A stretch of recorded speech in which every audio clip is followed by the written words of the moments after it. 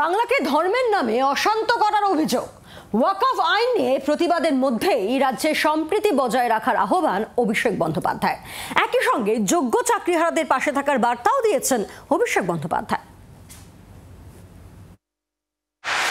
ওয়াকফ সংশোধনী আইন নিয়ে প্রতিবাদের মধ্যেই অশান্ত মুর্শিদাবাদ, তুঙ্গে রাজনৈতিক চাপানুতোর। এই পরিস্থিতিতে মুখ খুললেন অভিষেক বন্দ্যোপাধ্যায়। শনিবার তৃণমূলের সর্বভারতীয় সাধারণ সম্পাদক অভিযোগ করেন, বাংলাকে ধর্মের নামে অশান্ত করার চেষ্টা চলছে। রাজ্যে সাম্প্রদায়িক সম্প্রীতি বজায় রাখারও আর্জি জানান তিনি।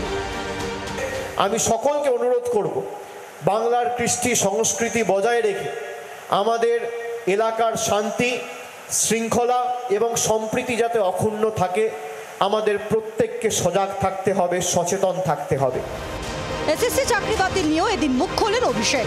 চাকরিহারাদের মধ্যে যারা যোগ্য তাঁদের হয়ে জোর সওয়াল করেন তৃণমূলের সর্বভারতীয় সাধারণ সম্পাদক। অযোগ্য কেউ চাকরি পেয়ে থাকে, তার বিরুদ্ধে ব্যবস্থা হোক, তার বিরুদ্ধে তদন্ত হোক, তাকে শ্রীঘরে পাঠান, তার চাকরি যাক, তাকে টাকা ফেরত দেওয়া করান।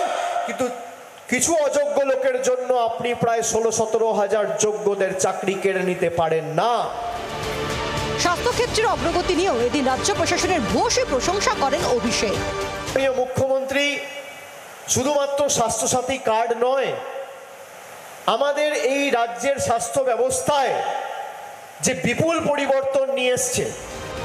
এদিন খড়দায় একটি বেসরকারি হাসপাতালের উদ্বোধন করেন অভিষেক বন্দ্যোপাধ্যায়।